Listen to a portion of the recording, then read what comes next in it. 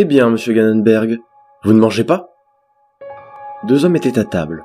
Une grande table. Vraiment grande. Mais seules deux personnes mangeaient à cette immense table.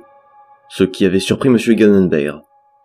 Ce monsieur Gannenberg était un petit homme, un peu rond, d'une quarantaine d'années, venu parler affaires, et surtout, parler politique.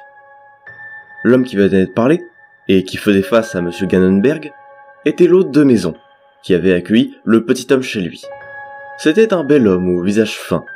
Il était parfaitement rasé, et semblait parfaitement propre, et surtout épilé.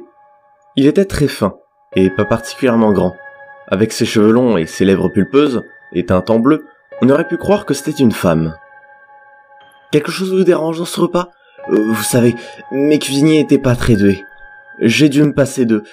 Mais j'ai pu profiter d'eux une dernière fois avant leur licenciement. » Gannenberg restait interdit, et n'osait pas toucher à ce qu'il avait dans son assiette.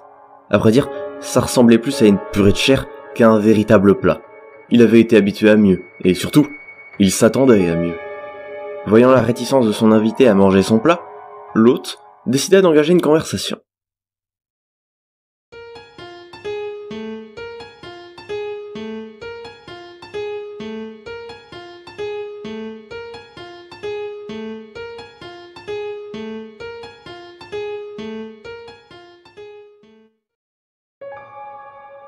Vous n'êtes pas très attiré par le plat que je vous sers.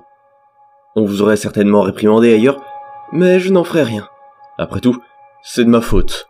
Je n'avais pas planifié un invité. Vous me prenez au dépourvu. J'ai l'habitude de manger mes plats en bouillie. Oui, comme un enfant. C'est assez gênant à dire. Mais je n'aime pas faire d'efforts en mangeant. Et surtout, je n'aime pas abîmer mes dents à mordre à tout bout de champ. Certains me diront passionné. D'autres parleront d'obsession. Mais j'ai toujours été comme ça, depuis ma naissance. J'ai une fascination pour les dents. Elles sont si belles, si majestueuses, si parfaites. Je prends toujours autant de plaisir à me les brosser, à me passer du fil de fer dessus. Croyez-moi, j'en prends le plus grand soin, personne ne pourra me dire le contraire. Vous ne pouvez imaginer mon traumatisme quand j'ai commencé à perdre mes dents de lait. Ça m'a presque traumatisé. J'en fais encore des cauchemars. Des cauchemars. Pour quelque chose qui arrive à tout le monde, c'est pitoyable, pas vrai ? Laissez-moi plutôt vous raconter. Quand j'étais petit, après m'avoir bien brossé les dents, j'allais souhaiter bonne nuit à mes parents. Des fois, mon père allait me border, mais il avait beaucoup de travail, alors généralement, c'était ma mère qui le faisait. Et elle me racontait mon histoire du soir. Après avoir lu mon histoire, elle m'apportait un grand verre de lait que je buvais d'une traite avant de m'endormir. Elle avait lu que ça permettait de mieux dormir. C'est peut-être vrai qu'à l'époque, je n'avais jamais eu aucune insomnie, ni même un petit cauchemar pour me tirer du lit. Moi, ce qui me tirait du lit, c'était la douleur. Mes dents me faisaient atrocement mal, chaque jour un peu plus. Elles devenaient de plus en plus jaunes, avant que des nuances de noir viennent s'y apporter. Un matin, alors que je me réveillais doucement, je voulus me gratter les yeux à cause de la lumière du soleil, mais ma main était bloquée. Je réalisais bien vite que j'étais attaché à mon lit. Devant moi était assis un homme, plutôt musclé, avec un tablier couvert de sang. Dans sa main droite, il tenait une énorme pince en fer. Dans l'autre, des dizaines de petits cailloux noirs. C'est ce jour-là, ce jour où on m'a lâchement arraché mes dents, que je me suis promis que, si elles repoussaient par magie, je en prendrais le plus grand soin, oui.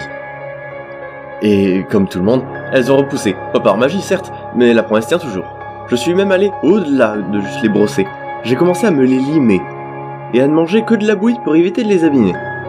Mais malgré ça, j'ai toujours eu cette irrépressible envie de les utiliser. J'ai envie de chasser, de dévorer, comme une bête sauvage. Mais ne faites pas cette tête. Désolé si je vous ai fait peur, c'était pas volontaire. Mais faites-moi donc confiance. Il n'y a personne aux alentours. Il n'y a ici que vous et moi. Je serai votre meilleur ami. Je vous jure sur mon nom, moi, Dracula Vlad Tepes. Je vous jure que vous ne risquerez rien.